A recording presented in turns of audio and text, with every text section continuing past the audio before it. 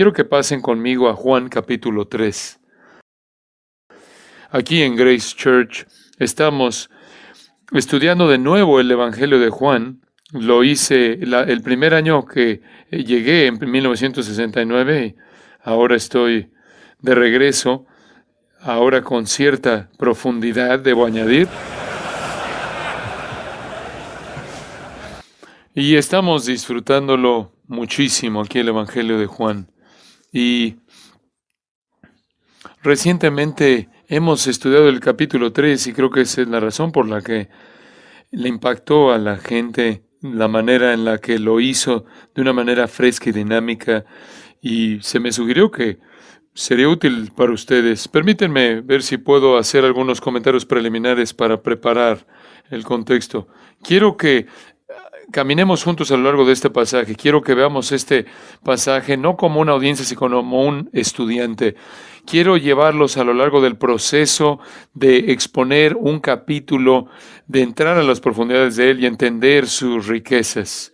Al mismo tiempo, no solo es un ejercicio de hermenéutica o un ejercicio de exposición.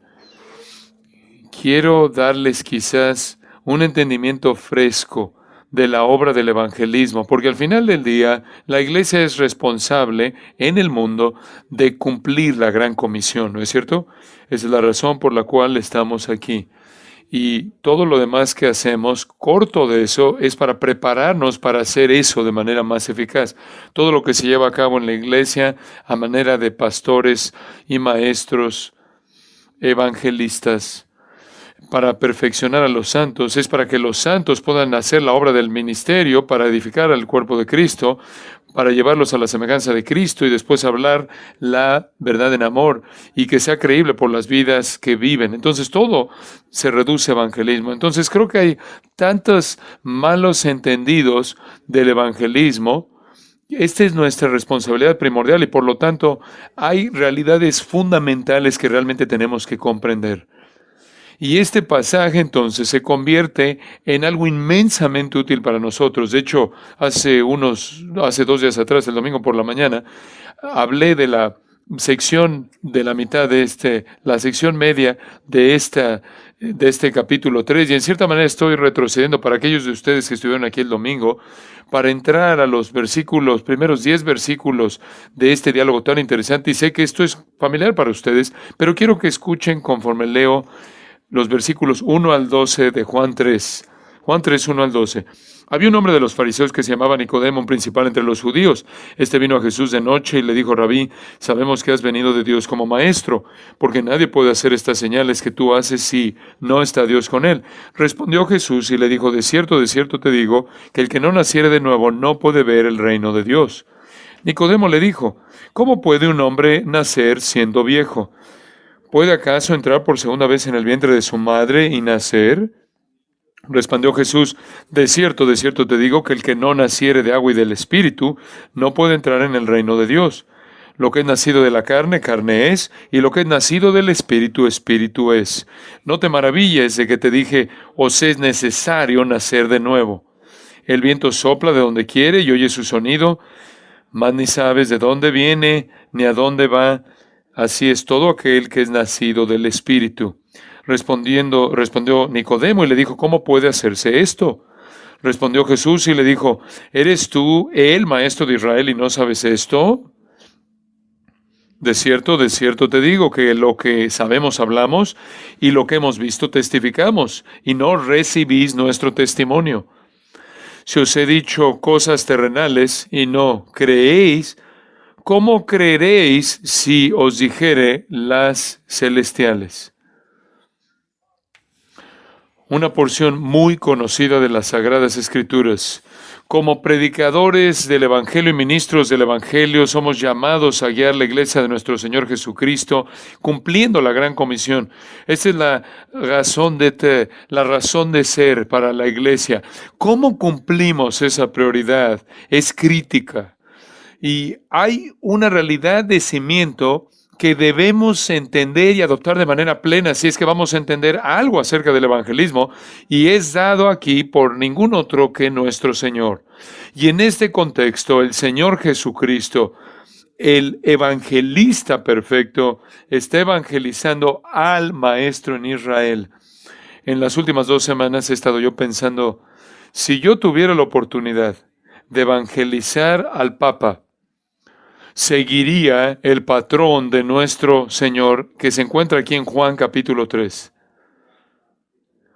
En un sentido, Jesús está evangelizando quizás a la persona más religiosa, el líder, el líder, el líder en últimas, el arquelíder, por así decirlo, el más importante de su época. Si yo tuviera la oportunidad de sentarme con el Papa, yo lo llevaría frase por frase a lo largo de esta discusión que Jesús tuvo con Nicodemo. Porque aquí está el cimiento para entender el evangelismo. Y yo sé que este es un texto muy conocido, y creo que su familiaridad a veces lo cierra. Pensamos que lo conocemos. La familiaridad da lugar a ese tipo de menosprecio, porque vamos a otro pasaje con el que no estamos tan familiarizados. Por cierto, en lo que leí 5 veces, hay una afirmación de que debes nacer de nuevo. Ese es un término, en cierta manera, muy popular entre los evangélicos, nacer de nuevo. Todos los evangelistas, por lo menos en mi experiencia a lo largo de mi vida, le llaman a la gente a que nazca de nuevo. E inevitablemente, los predicadores le dicen a la gente cómo nacer de nuevo. Hace 25 años atrás, un libro se produjo que ha sido parte del mundo evangélico y se llama Cómo nacer de nuevo. Cómo nacer de nuevo. Pasos para llegar al nuevo nacimiento. Es bastante común. Estuve en un evento anoche, ahí en Nashville, Tennessee. No llegué sino hasta las 12 de la madrugada del día de hoy. Hubo una proclamación de cuántos millones de personas se les había dicho cómo nacer de nuevo. Y han respondido con una oración de profesión porque querían nacer de nuevo. A veces las invitaciones se hacen diciéndole a la gente que pase al frente y nazca de nuevo. Y esta es la manera en la que naces de nuevo. Repite esta oración y nacerás de nuevo. Todo esto es algo totalmente opuesto a lo que este pasaje enseña. Todo esto realmente no representa de manera correcta lo que enseña este pasaje. Es sorprendente entonces que en la iglesia en la actualidad tenemos tanta dificultad para entender las cosas celestiales cuando no podemos entender una analogía terrenal. Eso es exactamente lo que Jesús le dijo a Nicodemo. Si tú no entiendes esta analogía terrenal del nacimiento, ¿cómo te puedo hablar acerca de cosas terrenales trascendentales que no tienen una analogía terrenal? Esto es esto no es terrenal. Mira, esto es tan simple como esto. ¿Qué contribución hiciste tú a tu nacimiento terrenal? Muy buen grupo. Bien, grupo, bien hecho. ¿Es difícil entender eso? Simplemente esa respuesta me dice que eres un calvinista. Se acabó la discusión. Ya te escuché, está grabado. Ese es el punto del texto. Verdad simple. Aquí tenemos a un legalista, hipócrita, un fariseo que cree que es bueno por sí mismo. Y Jesús tiene una conversación con él acerca de entrar al reino y la médula del asunto es que le dice, lo que tú quieres no puedes hacer. No hay pasos. Jesús no le da algún tipo de pasos para nacer de nuevo. No le dice cómo darse a luz a sí mismo. Esto es absurdo. No es una analogía complicada. Y si en algún punto entiendes esta verdad fundamental de la salvación, que algo te tiene que suceder que viene del cielo, en lo cual no participas, entonces vas camino a entender el aspecto celestial de la multiplicidad de las doctrinas de la salvación. Sin embargo, casi toda persona que quiere luchar contra la soberanía de Dios en la salvación llega a este capítulo y no entiende lo que está diciendo el Señor en esta analogía. Esta es la verdad de cimiento de la salvación. El Señor no da ningún mandato, no le dice que nazca de nuevo al hacer esto o aquello, pero dice, debes nacer de nuevo. No es un mandato, es una afirmación de una realidad, ¿no es cierto? Debes nacer de nuevo, es una afirmación de un hecho, no es un mandato, es un hecho. No hay pasos. Jesús no le dice, repite esta oración, haz esto. La analogía misma va en contra de esa manera de pensar. El punto de esta analogía es que algo debe sucederte en lo cual tú no tienes ninguna contribución que hacer, en lo cual tú no participas. ¿Qué papel jugaste en tu nacimiento físico? Ninguno. ¿Qué contribución hiciste a tu nacimiento físico? Ninguno. Esta es la idea. Nuestro Señor escoge su analogía con mucho, mucho cuidado. Para que alguien venga y se le ocurran pasos para nacer de nuevo es absurdo a la luz de la analogía que nuestro Señor escogió. Él pudo haber escogido cualquier otra analogía, pero escogió, como siempre lo hace, la analogía perfecta para expresar que la única manera de entrar a su reino, la única manera de poseer vida eterna, la única manera de ser perdonado y escapar al infierno e ir al cielo es que Dios lleve a cabo una obra en tu vida en la cual tú no participas. Esta es una obra divina. Naces anothen, nacer de arriba, literalmente. No hacemos contribución alguna a nacer, no hacemos contribución alguna a volver a nacer, es de arriba. El nacimiento sucede a nosotros, no mediante nosotros. Recibimos vida y existencia de Dios, físicamente recibimos vida de Dios, así como espiritualmente también. El mensaje entonces es que la regeneración es necesaria para entrar al reino, y la regeneración es mediante una decisión soberana, voluntad soberana, divina y poder soberano. No es producido por ser más religioso, más moral, más virtuoso. No es producido por que te esfuerces más para ser bueno en absoluto. Es como los teólogos lo dicen, es monergístico en lugar de ser sinergístico. La regeneración es de lo que está hablando el nacimiento. Es la segunda obra de Dios al salvar a su pueblo. La primera en salvar a la gente es la elección en la eternidad pasada. La segunda obra de Dios es la regeneración.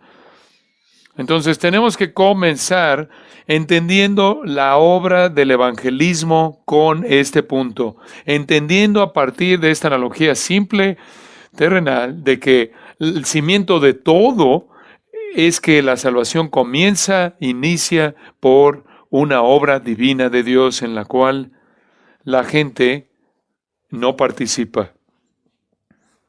Otra manera de identificar esta verdad, les estoy dando la historia entera antes de entrar al texto, pero quiero que esté claro en su mente. Otra manera de entender esta verdad es verla como el llamado de Dios, el llamado divino. Los teólogos lo han llamado el llamado irresistible, el llamado eficaz, el llamado eficaz. Y en esencia es prácticamente el decreto divino de que para que los muertos nazcan, lleguen a vivir. Esta es la obra divina por parte de Dios en la cual Dios hace que el pecador muerto llegue a la vida. Romanos 8:30 dijo, al que Dios llama, justifica, al que justifica, glorifica. Esa es la obra de Dios. Elección, llamado, justificación, glorificación, esos son los elementos de la salvación. Ni siquiera puedes entender las realidades celestiales de la glorificación, la elección, a menos de que entiendas la analogía terrenal del nuevo nacimiento o del nacimiento. Y Nicodemo viene como cualquier judío de su nivel, queriendo saber qué es lo que no ha hecho, qué es lo que le faltó o que debe hacer, qué es lo que debe dejar de hacer, cuáles son los pasos que debe tomar para que pueda llegar a la meta y Jesús lo detiene de manera total y le dice, lo que te tiene que pasar es algo en lo que tú no contribuyes en nada, en nada. Ahora, con eso, en cierta manera, como contexto o trasfondo, veamos el texto y vamos a dividirlo en tres partes. La preocupación del pecador, la palabra del Salvador, la obra del Espíritu. La preocupación del pecador, la palabra del Salvador y la obra del Espíritu. Hay mucho que está pasando aquí, pero veamos el aspecto evangelístico de este pasaje. El reino de la salvación, abre sus puertas únicamente de adentro hacia afuera. Solo desde adentro. Y solo aquellos que abandonan todo el esfuerzo personal como medio de salvación. Y se les concede por parte de Dios el nuevo nacimiento. Ahora, esto literalmente frena a este legalista en seco, porque lo único que él ha conocido ha sido que tú te ganas tu salvación por tus méritos. Ahora regresemos al capítulo 2, versículo 23 y veamos esto. Estando en Jerusalén en la fiesta de la Pascua, este es al principio de su ministerio, muchos creyeron en su nombre, viendo las señales que hacía. Pero Jesús mismo no se fiaba de ellos porque conocía a todos, y no tenía necesidad de que nadie le diese testimonio del hombre, pues él sabía lo que había en el hombre. Él sabía lo que había en el hombre, él conocía los secretos y la mente de toda persona como lo hace.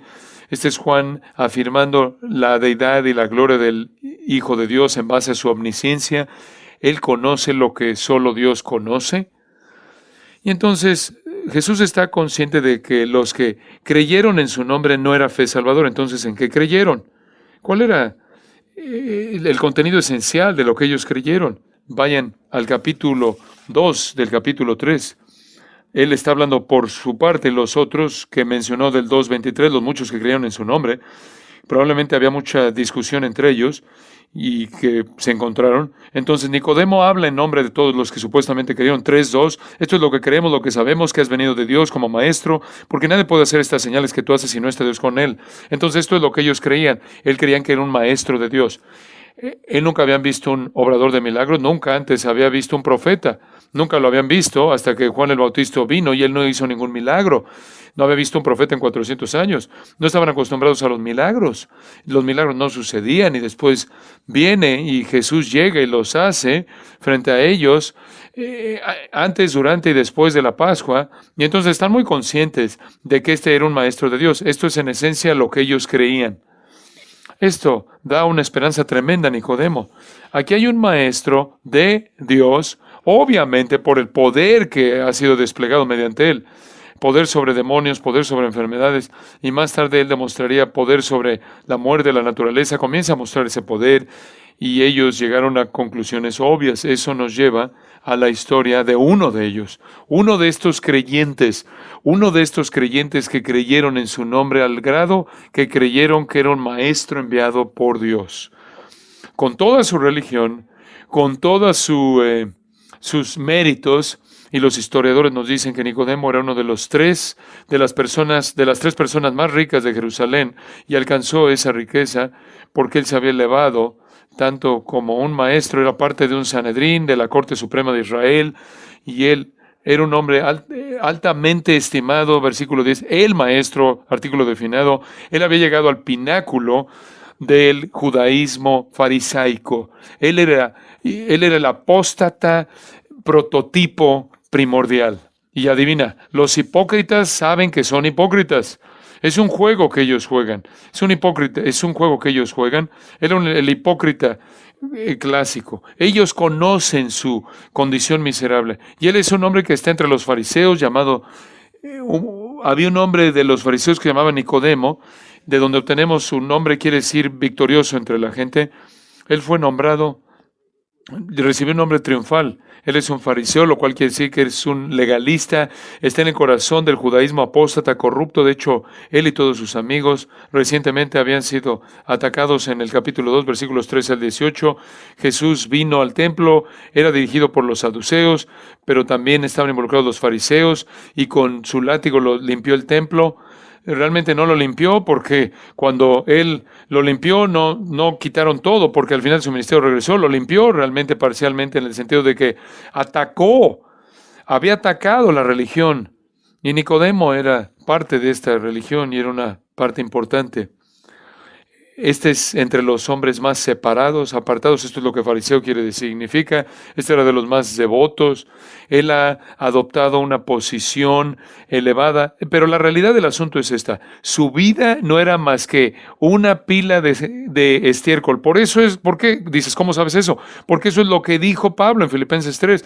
Él era fariseo de fariseos, de la tribu de Benjamín, irreprensible conforme a la ley, etcétera, etcétera, circuncidado el 8º día, y él dijo que todo eso era ¿qué? Todo era estiércol, era excremento.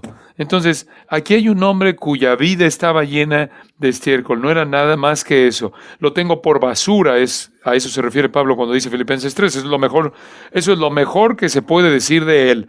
Lo peor que se puede decir es la diatriba que pronunció el Señor en contra de los fariseos en Mateo capítulo 23. Y ustedes recuerdan el capítulo 23 de Mateo, el Señor los destrozó. Ese es prácticamente el sermón más potente y destructivo que pronunció el Señor en contra de alguien que está registrado en los evangelios. Y Él los identificó como hipócritas y como sepulcros blanqueados, llenos de huesos a muertos. Y creo que lo peor fue cuando les llama hijos del infierno, que producen más hijos del infierno. Literalmente son responsables por producir hijos del infierno. Son responsables en un sentido por llevar a la gente al infierno. Son parte de una descendencia que había matado a los profetas, y ahora iban a matar al Hijo de Dios, responsables por el abandono que iba a venir sobre Jerusalén.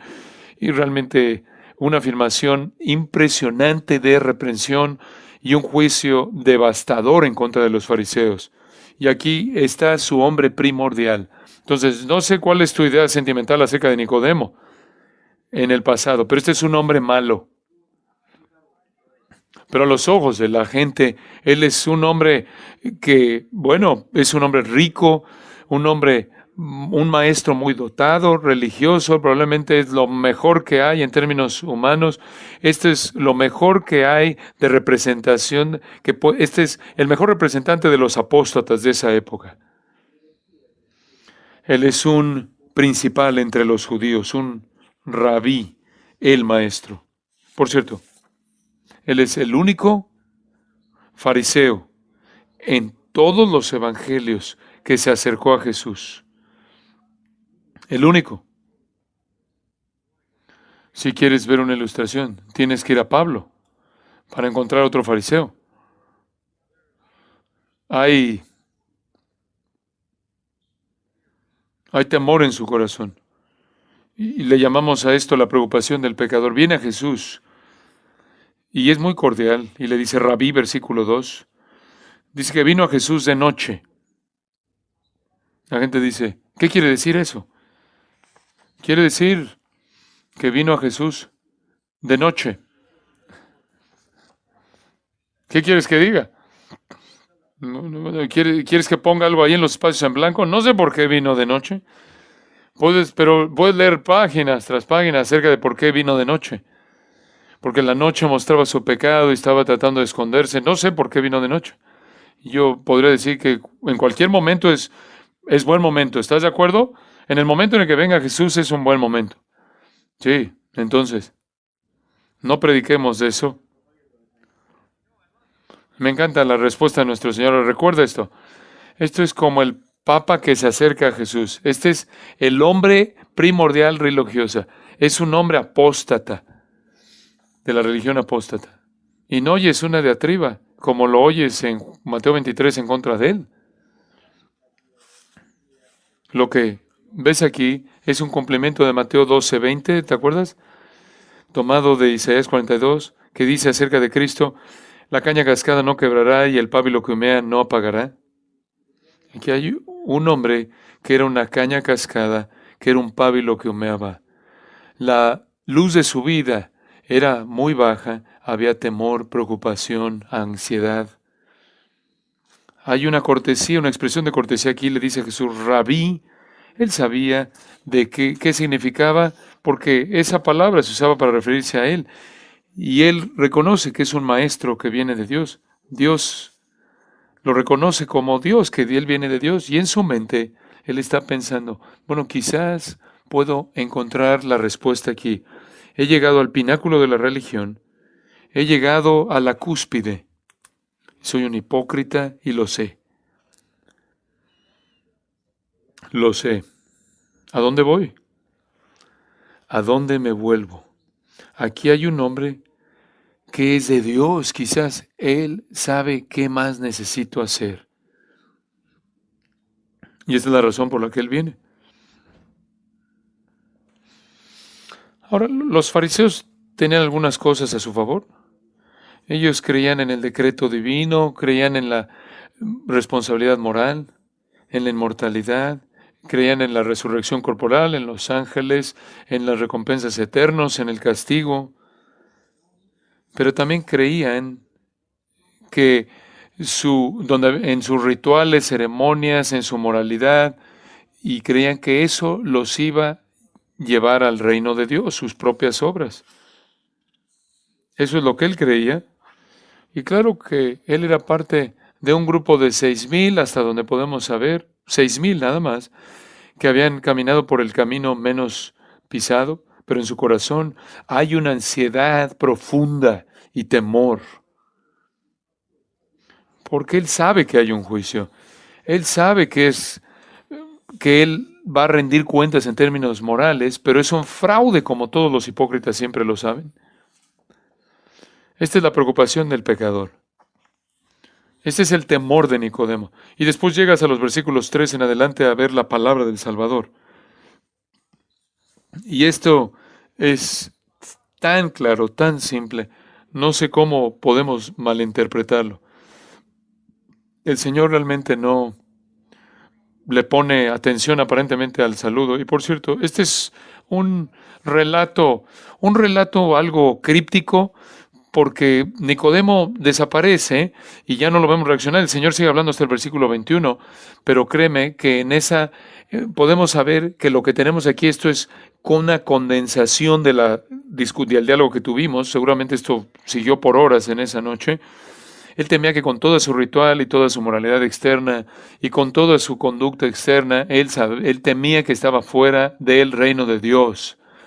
Y él tenía la razón. Y Jesús ignora el saludo. Y por cierto, ¿cómo sabía Jesús que este era el punto de fondo? Porque en los versículos 23 al 25, ya lo vimos en el capítulo 2, él sabía lo que había en el corazón del hombre, entonces leyó su mente. Y versículo 3 respondió Jesús y le dijo, de cierto te digo. Por cierto, esto se usa 25 veces en el Evangelio de Juan. Esta es información nueva para la religión judía. Están oyendo la verdad, lo que es cierto, en medio de una vida entera de oír mentiras. De cierto te digo, que el que no naciere de nuevo no puede ver el reino de Dios. Él sabía lo que había en su corazón. Él sabía que Nicodemo tenía temor profundo de que no estaba en el reino de Dios, y él deseaba estar en el reino de Dios, el reino de la salvación, en la vida eterna. Entiendo que hay un reino universal en el cual Él reina sobre su creación general. Está el reino mediatorial, el reino de la salvación en el que Él reina sobre los redimidos. Viene un reino milenario y luego vienen los cielos nuevos y la tierra nueva, el reino eterno. Entiendo eso, pero creo que Nicodemo probablemente entendía eso de alguna manera, la plenitud de eso, habría entendido el reino universal de Dios, pero realmente estaba buscando la relación con Dios que lo colocaría bajo el cuidado, el amor de Dios, la bendición de Dios, con la esperanza de la vida eterna. La esfera espiritual en el cual estuviera bajo la protección, bendición de Dios y provisión y bendición de Dios. Él tenía un lugar en el judaísmo, un lugar muy elevado. Pero aunque sabía eso, no satisfacía su corazón. Tenía a Abraham como su padre. Eso no satisfizo su corazón, porque él temía que no tenía lugar alguno en el reino de Dios y su padre no era Dios. No era mejor, escuche esto, no era mejor que un pagano inmoral. No era mejor que un pagano inmoral. Su religión no le ayudaba más que el animismo le ayudaba a algún pagano. Jesús dice, de cierto te digo, que el que no naciere de nuevo no puede ver el reino de Dios. Esa no es una invitación, ese no es un mandato, esa es una afirmación, una declaración de un hecho, de una realidad. La religión a su nivel más alto, el judaísmo en su punto más alto, la adoración del Dios de Abraham, Isaac y Jacob, el Dios que es el creador. La religión, aún inclusive el judaísmo, está totalmente y completamente y absolutamente alejada, es totalmente, absolutamente inútil, es ineficaz, no sirve de nada, absolutamente nada. Es inútil. Las palabras de Jesús devastan, destruyen de una vez por todas cualquier tipo de idea de devoción religiosa moral del hombre. Todo se reduce a cero. Sin significado alguno, es estiércol. Esta es una afirmación devastadora. Toma toda la religión del mundo y no es mejor y no es más útil que si fueras Christopher Hitchens y murieras maldiciendo a Dios como un ateo.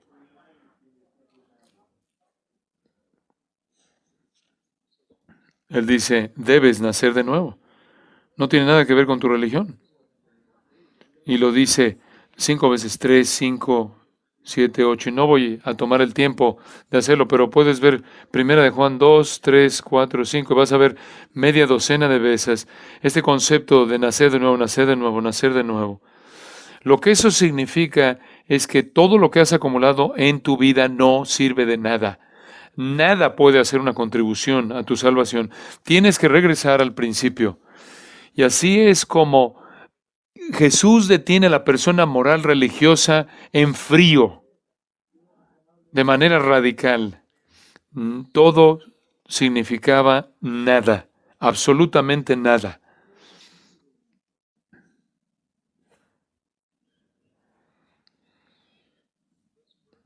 Este nacimiento no es alcanzado por los hombres, ¿se acuerdan del capítulo 1? Versículos 12 y 13.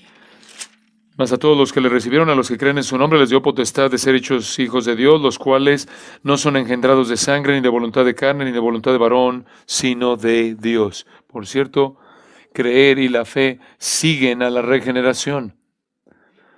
Creyeron porque fueron nacidos de Dios. El hombre, sea que sea religioso o no religioso, sea un sacerdote o un ateo, sea un papa o una prostituta, está separado de Dios, muerto en pecados, y no le puede ofrecer nada a Dios que contribuya a su salvación. Absolutamente nada. Todas sus obras son obras muertas. De hecho, el hombre religioso quizás termina mal, termina alejado permanentemente de Dios porque él pisa la sangre del pacto. Entonces, esta es la verdad de la regeneración. Cuando evangelizamos a alguien y dice, bueno, ¿qué necesito para ser salvo? ¿Cuál es la respuesta? Repite esta oración. Toma estos pasos. La primera respuesta que Jesús le da a un hombre es, no hay nada que puedas hacer. No hay nada que puedas hacer. Necesitas nacer de arriba. Algo te tiene que suceder. Esta es la verdad de la regeneración. Está por todo el Nuevo Testamento. Está por todo el Nuevo Testamento. 1 Pedro 1, renacidos por la palabra de verdad, Romanos 6, Efesios 2, por todos lados. Pero permíteme mostrarte un pasaje que presenta una perspectiva clara en Santiago 1, 17.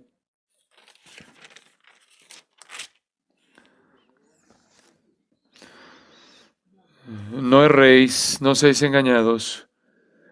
Obviamente es fácil errar en el asunto de la regeneración.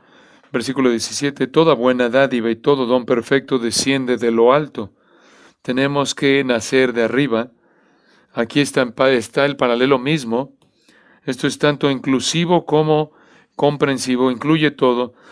Toda buena dádiva, todo don perfecto desciende de lo alto, del Padre de las luces, en el cual no hay mudanza ni sombra de variación. Este Padre de las luces era un título judío en referencia a la creación de la luz, porque hay todo tipo de cambios y sombras en la muerte, en la vida. Rota, por ejemplo, la tierra, parte está viendo el sol, parte está en oscuridad. Esto es parte de nuestra experiencia humana. Varía, pero cuando hablamos de Dios no hay variación. Él es luz todo el tiempo. Simplemente es definido así. No hay cambios con Dios. No importa desde qué ángulo lo veas, ves lo mismo. Y después procede a decir esto. Él, de su voluntad, nos hizo nacer. Él, de su voluntad, nos hizo nacer. Él nos dio nacimiento. Él nos dio a luz. Él nos dio vida.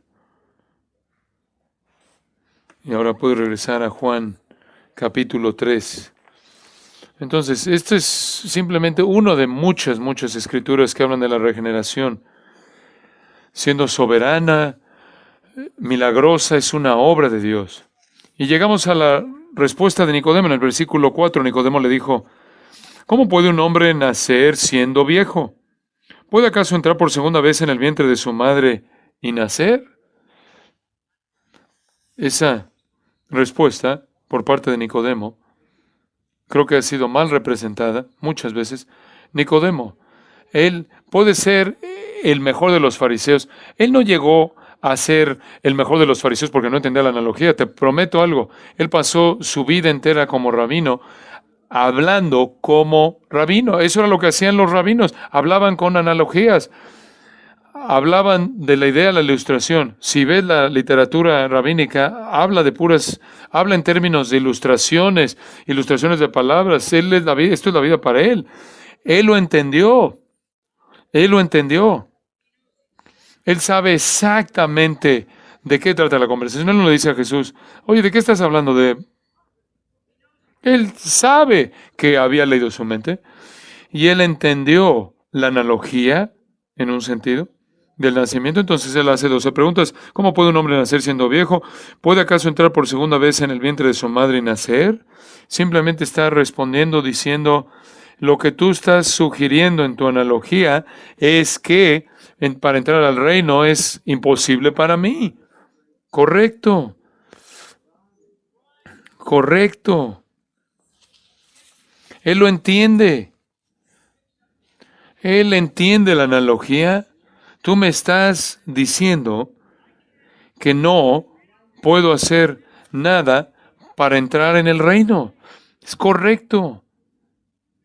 ¿Entiendes cómo esto prácticamente voltea de cabeza su vida? Este es Pablo en el camino a Damasco. Por primera vez se da cuenta de que todo era excremento, estiércol. Él entiende la analogía mejor que cualquier evangélico, aparentemente. Es muy claro. Es una analogía simple terrenal.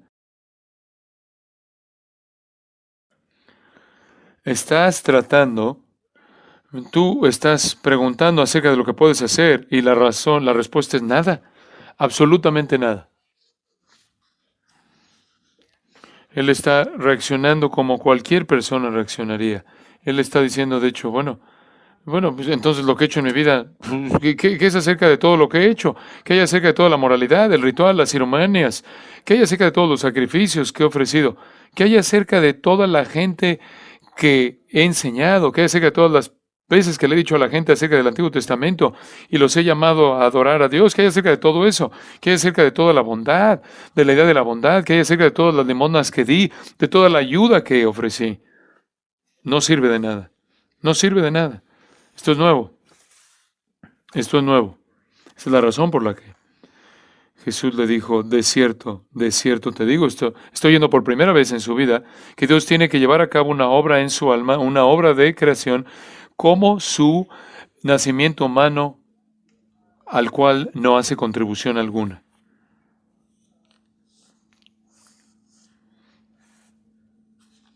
Jesús está destrozando, despedazando todo lo que él ha entendido acerca de la religión en su vida. Versículo 5, respondió Jesús, de cierto te digo, que el que no naciere de agua y del Espíritu no puede entrar en el reino de Dios. Oh, agua y el Espíritu. ¿Qué significa eso? Bueno, has oído muchas explicaciones de eso. Agua se refiere al nacimiento humano y espíritu al espíritu, espíritu a nacimiento espiritual. No es como lo interpreto en inglés. Llamamos el agua se rompe, por ejemplo, cuando a una mujer se le rompe la fuente, pero eso no es una expresión judía. Algunas personas piensan que esto es bautismo y es una noción popular, pero Nicodemo no habrá entendido nada acerca del bautismo cristiano, porque el bautismo cristiano no comenzó hasta que la iglesia comenzó. Entonces, no habrá conocido nada acerca del agua como tal en algún tipo de bautismo, aunque habían lavamientos en el bautismo de prosélitos. ¿Qué está diciendo nuestro Señor? Nuestro Señor simplemente se está refiriendo a los pasajes del Nuevo Pacto, particularmente de Ezequiel 36. Vayan a Ezequiel 36 por un momento. Este es un maestro en Israel que conoce su Antiguo Testamento, que es un maestro del Antiguo Testamento, del texto del Antiguo Testamento. Él habría conocido la maravillosa promesa de Ezequiel 36. Y ustedes también lo conocen. Esta es una promesa de Dios. Y esto es muy importante de entender en este texto. Podemos ver otros, pero por causa del tiempo esto es suficiente. Para efectos de tiempo es suficiente ver esto. En los versículos 22 en adelante, Ezequiel 36, vendrá un tiempo en el cual Dios va a vindicar, va a restaurar su nombre santo. Y en el versículo 24 va a tomar al pueblo de Israel que está esparcido por las naciones y las va a recoger de todas las tierras y los va a traer a su nación. Y aquí viene una promesa de la salvación futura de Israel. Noten los verbos en futuro y lo van a ver aquí 5 veces. Esparciré sobre vosotros agua limpia y seréis limpiados de todas vuestras inmundicias. Y de todos vuestros ídolos os limpiaré, os daré corazón nuevo y pondré espíritu nuevo dentro de vosotros y quitaré de vuestra carne el corazón de piedra y os daré un corazón de carne. Y pondré dentro de vosotros mi espíritu y haré que andéis en mis estatutos y guardéis mis preceptos y los pongáis por obra. Eso es la regeneración. Esa es la obra celestial. Lo haré, esparciré, limpiaré, os daré y pondré y entonces tú. Gracias. Nicodemo conocía ese pasaje. Él sabía que la regeneración era una obra de Dios. Encontramos el mismo énfasis más adelante en Ezequiel 36. Lo vemos más adelante en el capítulo 36, cuando Dios da vida a los huesos muertos. Lo vemos en Jeremías 24, Jeremías 31 al 33, el pasaje del Nuevo Pacto en Jeremías. Entonces, esto no es nuevo. Nicodemo, ¿qué tiene que suceder, Nicodemo? A menos, noten cómo está hablando en tercera persona aquí. No está invitando a Nicodemo a hacer algo, simplemente está declarando, haciendo afirmaciones. El que no naciere de agua y del Espíritu, esto es, a menos de que esa obra por parte de Dios en la cual Dios limpia el corazón del pecador y saca su corazón de piedra y coloca su espíritu ahí, no puede entrar al reino de Dios. Y de nuevo está enfatizando que esta es una obra de Dios. Esta es una obra que solo Dios puede llevar a cabo y la hace sin la ayuda del pecador. Y versículo 5 es del texto de Ezequiel. Versículo 6, simplemente razón. Lo que es nacido de la carne, carne es, y lo que es nacido del espíritu, espíritu es. La carne solo puede producir más carne. Eso es la depravación. Eso debe ser conocida para Nicodemo. Si lees Romanos 3, 10 al 20, no hay justo, no hay quien entienda. Todas esas líneas se tomaron del Antiguo Testamento, ni una. No hay uno. Entonces hay una declaración, hay una doctrina clara de la depravación total en el Antiguo Testamento, es la incapacidad total. Es una doctrina del Antiguo Testamento. Si quieres ver alguna parte, si quieres ver la depravación total del hombre, lo ves desde el diluvio. Este es el fundamento de la verdad, de la salvación. La carne solo produce carne, el pecado solo produce pecado. Nicodemo no tiene lugar a donde ir.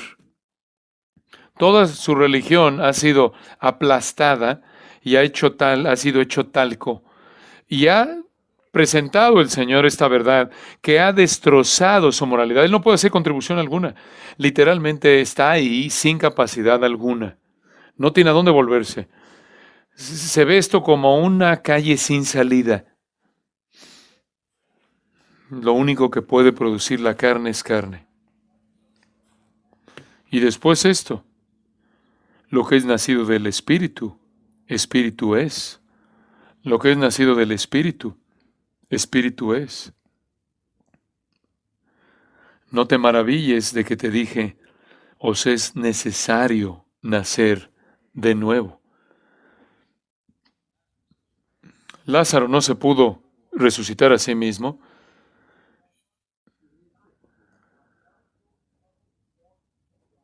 El Señor nunca le da al pecador ninguna esperanza alguna de que pueda hacer alguna contribución a su salvación, en absoluto. Y tú entiendes que este es el legalista clásico, este es el ejemplo perfecto del legalista. Ahora, esto es tan instructivo para nosotros conforme evangelizamos. Tenemos que detener al pecador para que entienda su incapacidad, su falta de esperanza. Entonces, no es sorprendente que el Señor Jesús en el versículo 7 dice, no te maravilles de que te dije esto, solo puedes producir carne, os es necesario nacer de nuevo. Os es necesario nacer de nuevo. Es necesario que nazcas del Espíritu. Entonces vemos la preocupación del pecador en los primeros 2 versículos y luego vemos la palabra de el Salvador hablando de la regeneración, que es una obra de Dios. Y después en tercer lugar ves la obra del Espíritu. La preocupación del pecador viene después con la palabra del Salvador y viene a continuación la obra del Espíritu. Esto es impresionante ahí en el versículo 8. El viento sopla donde quiera y oyes su sonido, mas ni sabes de dónde viene ni a dónde va. Así es todo aquel que es nacido del Espíritu. ¡Qué declaración! En contraste a decir, así es como debes nacer de nuevo. Mira, repite esta oración, repite estas palabras, estos son los pasos para nacer de nuevo. Jesús le dice, no estás en control de esto. Así como tú no puedes controlar el viento, tú no puedes mandar al viento, no puedes mandarle al viento que venga ni despedirlo. El viento sopla de donde quiere y oye su sonido, mas ni sabes de dónde viene, ni a dónde va. Y así es todo aquel que es nacido del Espíritu. ¡Qué afirmación tan extraña! ¡Qué manera tan extraña de evangelizar a alguien! Y este es Jesús, quien podría haber dicho, mira, va a estar bien porque yo conozco el plan y tú estás ahí, tú estás adentro.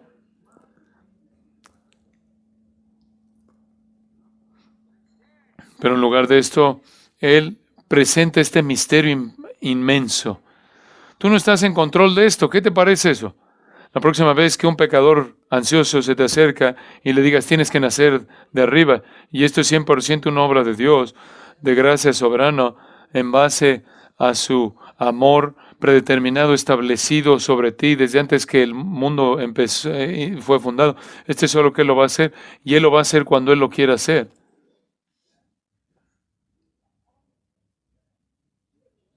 Acabas de colocar al pecador en una posición perfecta, porque ahora él está enfrentando la realidad de que no puede hacer nada.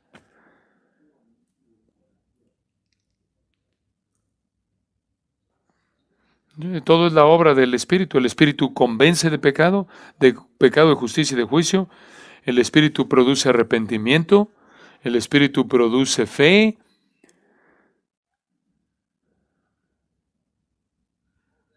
Y todo eso está en la obra del Espíritu, en la cual Él da vida. Aquí hay otra analogía. La analogía del viento. Este es otra analogía terrenal. Te estoy dando una analogía simple. El viento es invisible, el viento es irresistible, el viento es incontrolable, el viento es impredecible, el viento no está sujeto a los mandatos o deseos humanos, por lo tanto, y más bien así es la obra del Espíritu Santo. ¡Qué declaración! Nicodemo en este punto tiene un dolor de cabeza teológico. En el versículo 9 dice, respondió Nicodemo y le dijo, ¿cómo puede hacerse esto? Todo lo que él ha conocido ha sido volteado de cabeza. ¿Cómo?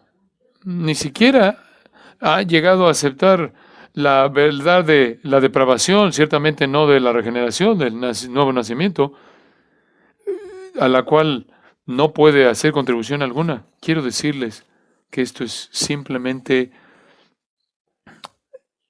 este es un genio espiritual perfecto, colocando al pecador en una posición en la cual él no puede hacer nada. Y Jesús le dice, ¿sí? ¿Eres tú el maestro de Israel y no sabes esto? Él no entendía que esta es la manera de entrar en el reino. Él entendió la analogía, pero él no entendía que esta era la manera de entrar al reino. Tienes que trabajar en eso. Bueno, ¿cuál fue el veredicto final en esta conversación? Versículo 11. No recibes nuestro testimonio. Por cierto, el pronombre ahí es plural, es para ti y el resto de los fariseos y la nación. Y después versículo 12. Si os he dicho cosas terrenales, te di una analogía del nacimiento, te di la segunda analogía del viento, y no creéis. ¿En qué creía? Él creía que era un maestro. Jesús era un maestro enviado por Dios, porque nadie podía hacer lo que él hacía, pero él no creía que la manera de entrar en el reino era algo a lo cual no podía contribuir en nada, y simplemente había sido extraído de un sistema de salvación por obras.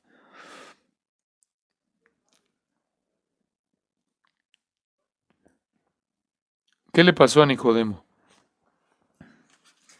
Pasen a Juan 7.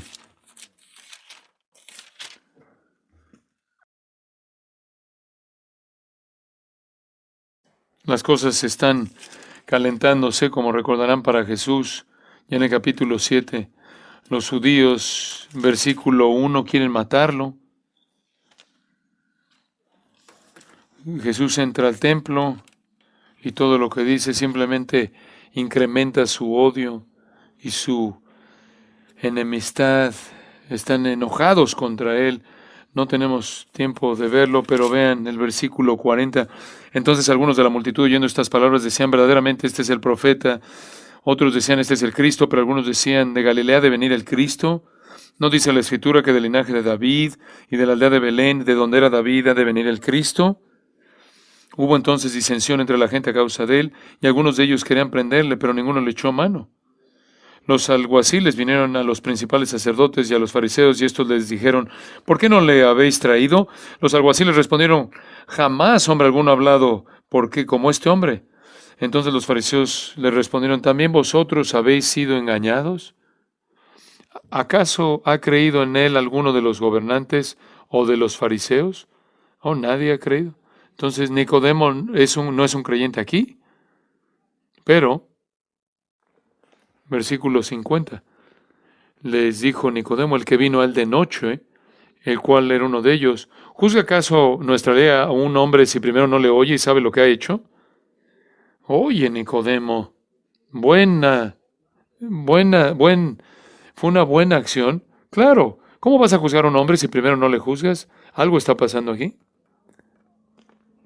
Él podría haberse enojado contra Jesús y haber tenido un odio intenso después de lo que Jesús le dijo. Pero ahora entra para proteger a Jesús de las intenciones homicidas de los gobernantes, de los líderes. Y este es mucho tiempo después. Finalmente vean Juan 19.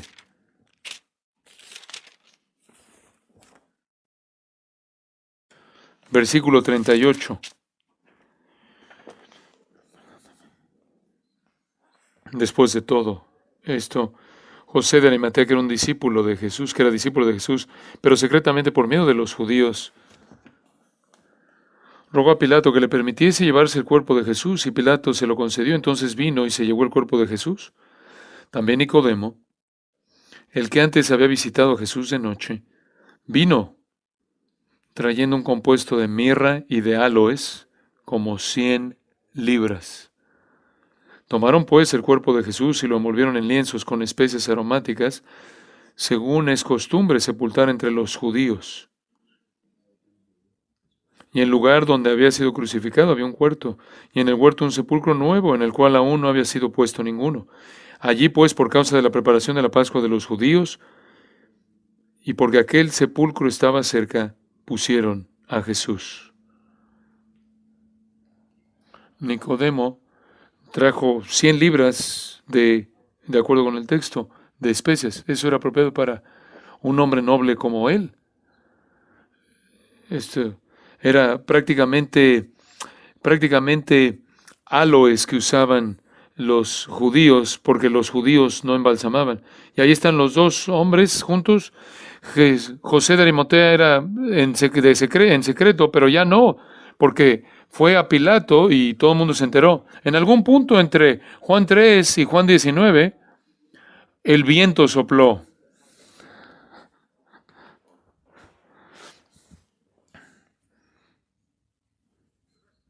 Y el resto de la historia.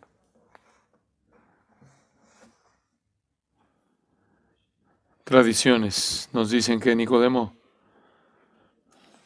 se apareció en el juicio de Jesús ante Pilato y dio una defensa de Jesús ante Pilato.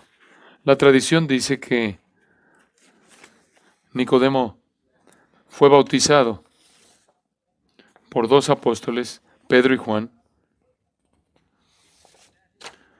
y que su confesión del Señor Jesús como Salvador lo llevó a ser privado de su posición, fue removido del Sanedrín y fue exiliado de manera permanente de Jerusalén por los judíos hostiles.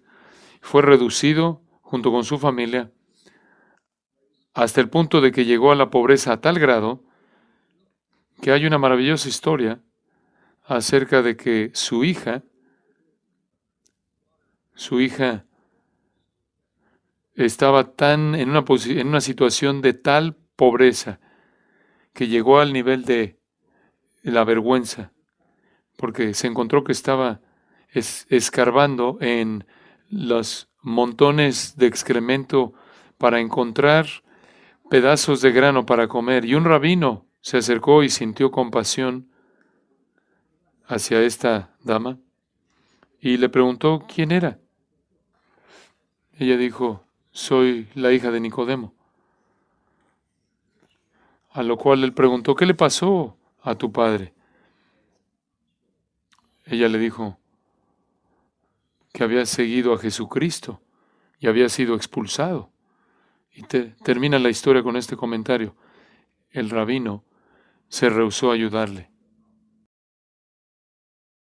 Fotio, siglos después, se refiere a un documento antiguo que registra que Nicodemo fue martirizado por su devoción, murió como mártir por su devoción a Jesucristo, habiendo sido golpeado por una multitud.